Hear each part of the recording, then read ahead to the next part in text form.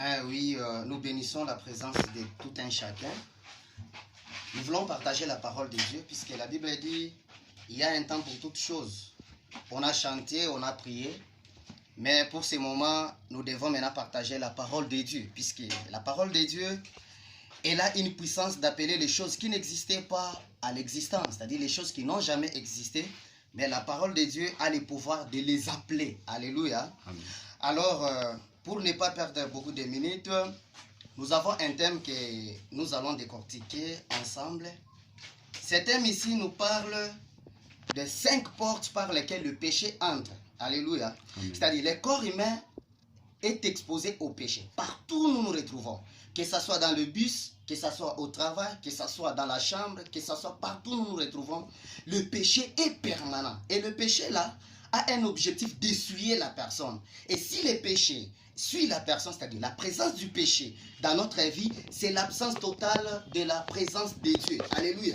C'est-à-dire quand il y a le péché, directement Dieu n'est pas avec nous. Le péché cherche à ce que nous puissions toutefois être essuyés en vue d'éloigner la présence de Dieu. Et le conducteur, soit le chef du péché, c'est le diable. Pourquoi? Le diable sait que il y a un jour de son jugement. Et il fait à tout prix le jour de son jugement qu'il ne soit pas seul, qu'il soit accompagné des humains.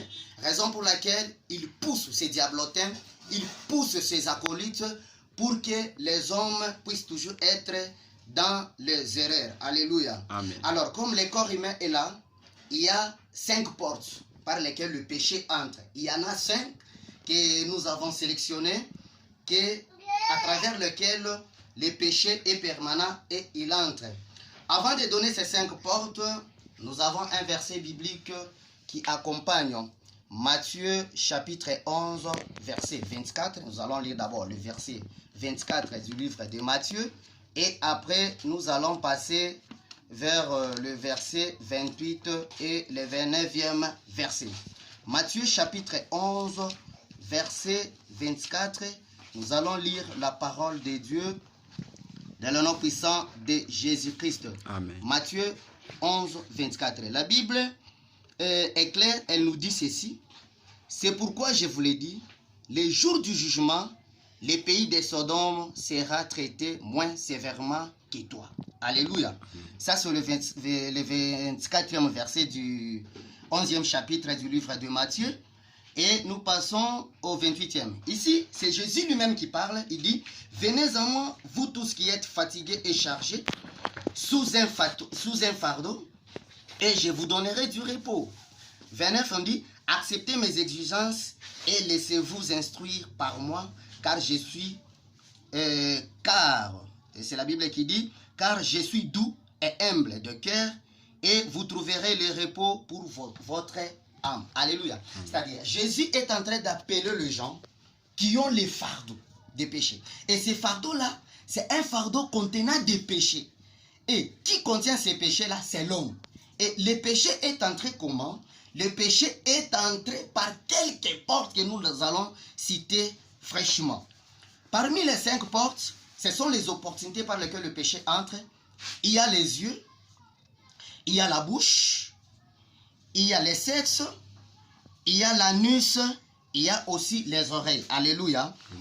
Les yeux, c'est en voyant. Si quelqu'un voit directement, il peut peut-être voir quelque chose et la chose là lui pique au cœur et la chose là doit lui pousser à convoiter. Alléluia. Amen. Et directement en convoitant, la convoitise là, c'est le péché qui entre à travers les yeux. Alléluia. Amen. Après les yeux, nous avons parlé, la bouche, c'est en parlant.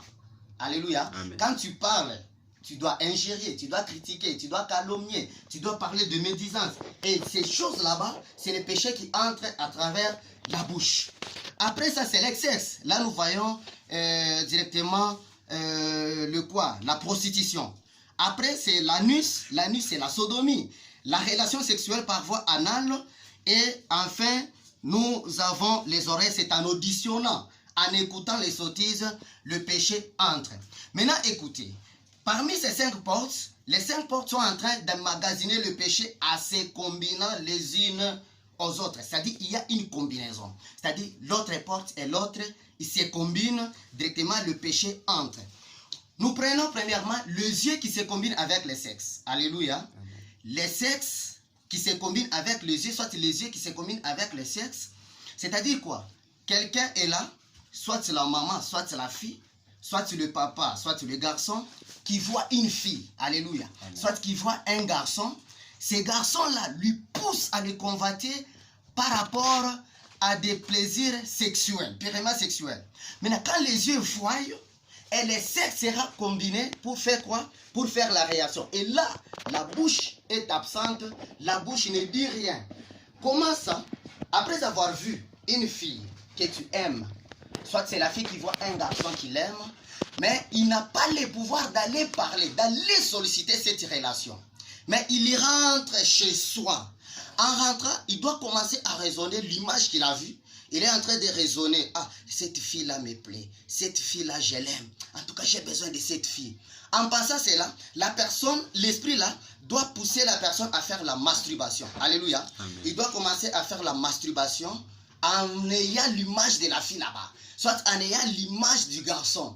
Il fait la masturbation. Après avoir fait la masturbation, il y aura l'écoulement, soit la sécrétion. Cette sécrétion-là, soit c'est l'éjaculation, soit c'est la sécrétion vraiment glandulaire chez la fille. On a éjaculé, après avoir éjaculé, on a retrouvé, on a satisfait. Ou quand on a satisfait, directement l'acte que tu poses, l'acte que tu fais là-bas, c'est le péché permanent qui entre. Alléluia. C'est-à-dire le péché des yeux qui se combine avec les sexes, le péché là entre. Pourquoi? Puisque cette relation plutôt, est destiné dans un sexe qui est opposé à l'autre. C'est-à-dire c'est l'homme. La sémence de l'homme est destinée vers le sexe de la femme qu'on appelle le vagin. Alléluia. Maintenant, quand il y a l'or, il y a l'exception, il y a le vouloir. Or, la volonté de Dieu, directement le péché est entré. Et c'est lui qui donne ses stratégies, c'est lui qui donne ses enseignements, c'est le diable. Pourquoi? La manière dont tu feras cela, tu es souillé et Dieu ne sera pas avec toi. Si tu as toujours fait cela, fais attention, tu dois abandonner, tu dois laisser. Ce sont des péchés qui te souillent et tu n'auras pas la présence de Dieu dans ta vie. Dites Amen. Très bien. Amen. Ça, c'était les yeux et les sexes. Maintenant, nous combinons les yeux, la bouche et les sexes. C'est-à-dire, quand les yeux voient une fille, soit c'est la fille qui voit un garçon que lui aime, soit c'est la femme qui aime un garçon, un homme, soit c'est le garçon qui aime une fille. Maintenant, la bouche aura le pouvoir d'aller parler. Alléluia. Amen. Je vois, je pars maintenant solliciter la fille. Dada, je t'aime, j'ai besoin de faire toi des rapports sexuels, tu seras ma copine, tu seras. Maintenant, lorsque tu es en train de solliciter, la fille sera obligée d'écouter, alléluia. Amen. Du fait qu'elle écoute des sottises, les péchés entrent du côté de la fille à travers les oreilles. Dites Amen très bien. Amen. En écoutant, le péché entre à travers les oreilles. Mais après avoir écouté, la fille prendra maintenant la décision. S'il vous plaît, bien-aimé dans le Seigneur, s'il vous plaît. Une fois la fille accepte, directement c'est elle qui occasionne la prostitution. Puisque si la fille dit non, la prostitution n'aura pas lieu, l'impudicité n'aura pas lieu. C'est-à-dire ce sont les filles qui occasionnent cela en acceptant. Puisque quand on te sollicite, et tant que fille, on te sollicite pour faire la prostitution, si tu dis non, directement la prostitution n'aura pas lieu. Mais si tu dis oui, directement nous parlons de la prostitution. Pourquoi? Puisque c'est toi la fille qui occasionne cela. L'homme t'appelle, le garçon t'appelle, nous allons nous retrouver dans un hôtel quelconque. Si tu ne viens pas, la prostitution n'aura pas lieu. Mais si tu acceptes, tu viens, directement on parle de la prostitution, c'est un péché purement permanent. Alléluia. Maintenant, en venant là-bas, c'est la bouche qui parle. La bouche doit pousser les sexes maintenant à agir. C'est ce que nous parlons de la prostitution. La prostitution, vous faites des relations sexuelles hors le mariage. Donc tu n'es pas encore dans le mariage, mais tu cherches des plaisirs purement sexuels. C'est un péché qui est là. Et quand tu fais cela, vous qui sollicitez toutefois, vous qui vous glorifiez toutefois, que je suis doyen, à moi en tout cas en matière de la prostitution, j'ai même une médaille, j'ai même un trophée. C'est bien, tu dois continuer à faire cela, c'est très bien. Mais sache que le jour de ta mort, tu seras directement dans le main du diable et tu seras jugé pour ça. Alléluia. Pendant que tu vis, c'est un moment où tu dois chercher Dieu. Ne faites pas cela. Tu dois abandonner à faire la prostitution pendant que tu vis. Puisque dans la prostitution, il y a un pouvoir que le diable a toujours utilisé. Quel est ce pouvoir-là? C'est la malédiction. Ce sont des échecs. Ce sont des maladies. Ce sont des tourmentations sataniques. Donc tout ce qui est contre la volonté de Dieu sont incorporés dans la prostitution.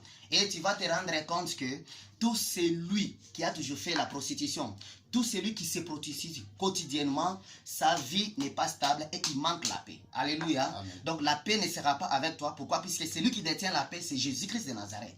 Mais là, comme tu es dans le cas du diable, en mettant la prostitution, en pratiquant la prostitution, en vivant dans la prostitution, donc en exerçant la prostitution sur le plan quotidien, la vie de Dieu ne sera pas avec toi. Dites amen, dites amen bien. Amen. Donc, étant que chrétien, homme de Dieu, je t'en supplie, tu n'auras pas vraiment l'accès aux choses spirituelles si tu fais la prostitution. Abandonne cela. Ça n'a rien à faire. Tu ne sauras pas faire ça. Étant que chrétien, Dieu t'aime. La Bible est en train de dire, c'est Jésus qui nous appelle, venez à moi, rentrez à Jésus. Laissez le péché de la prostitution. Abandonnez cela. Après ça, il y a le péché qui passe par la nuit. Alléluia. Amen. Comment? Un jeune homme, par exemple le fiancé, ils ont besoin de faire les rapports sexuels en cachette. Il s'est dit, bon, si nous faisons la relation sexuelle et qu'il y a la grossesse, il y a les conséquences, c'est-à-dire la grossesse, ça ne sera pas bien. Nous serons minimisés. C'est mieux que nous fassions cela à travers la nuit. Alléluia. Amen. Pourquoi? Parce que quand j'ai fait cela, je serai satisfait. Je dois éjaculer, je dois faire ça. Oh, c'est très bien. À travers la nuit, vous conseillez de faire ça. Si ce ne sont pas les fiancés, par exemple le marié, vous êtes dans votre chambre là-bas, vous dites, bon, les bébés, les petits ici est encore bébé, il n'y aura pas moyen d'éjaculer dans la voie normale. Là, il faut passer par l'anis. Bien aimé, si tu fais cela, tu es en train de faire ce qu'on appelle la sodomie. La sodomie, c'est un péché qui avait causé la chute du Sodome et Gomorrhe. C'est ce qui avait fait à ce que Dieu puisse détruire directement. Imaginez, la nation, soit la nature comme ici chez nous, à Coloésie, la sodomie, Dieu décide de détruire tous les habitants de Coloésie, tous les lois labés, s'il vous plaît, à travers la sodomie. C'est-à-dire, c'est un fouet purement permanent. Du fait que tu fais cela, Dieu agit rapidement même. Il n'attend même pas le jour du jugement. Donc, il te sanctionne directement, il te frappe la maladie, il te donne, je ne sais pas, des choses qui ne sont pas vraiment, qui ne marchent pas avec sa volonté. C'est-à-dire, tu es hors la volonté de Dieu. Alléluia. Amen. S'il vous plaît, bien-aimé, la Bible dit ceci, mon peuple est péri faute de connaissances. Et le diable est en train de manipuler nos vies dans les domaines où nous ne connaissons pas. Dans un domaine où tu ne connais pas, le diable entre rapidement et il travaille 24 heures sur 24. Mais dans un domaine où tu connais très bien que la prostitution c'est un péché, il ne viendra jamais te proposer cela. Et tant que chrétien, tu ne peux jamais, tu dois imaginer, tu dois te prendre en charge, tu dois vérifier tout cela. Tu ne peux pas faire la sodomie. Faire la sodomie, pourquoi? Pourquoi ça? Si tu es fiancé, tu dois attendre le jour de ton mariage. Tu feras les plaisirs sexuels. Si tu es encore marié, tu ne peux pas faire, tu ne peux pas t'exempter aux choses là-bas. Alléluia. Amen. Les choses de dire quoi, je ne peux pas engendrer avec un système, un langage qu'on a toujours dit que lundi, mardi. Non. Un homme doit connaître, doit maîtriser bien les cycles mensuels. Alléluia. Amen. Tu dois maîtriser à calculer cela. Pour s'échapper à ces choses là-bas, tu dois maîtriser. Mais vous verrez un homme, un papa là, un licencié, un papa intellectuel, un papa qui se comporte bien, mais il ne connaît pas maîtriser comment calculer le cycle de la femme. Et c'est à partir de cela que vous vous retrouvez dans plusieurs erreurs que vous faites toutefois de faire la sodomie. Et parfois, vous allez vous rendre compte que ce que vous faites là, c'est normal. Alléluia. Amen. Donc vous faites là, vous vous encouragez. Et le diable dit quoi? Continuez à faire ça. Vous voyez, l'enfant a maintenant une année, l'enfant a 2 ans. Vous allez calculer les jours, à partir où l'enfant avait 6 mois, peut-être 7 mois, et que vous vous êtes donné le courage de vous exempter à des grossesses là indésirables. Et calculer jusqu'à 2 ans. Quelles sont des sottises que vous avez déjà fait? Combien de choses que vous avez déjà fait pour que vous puissiez chasser la présence de Dieu dans votre vie.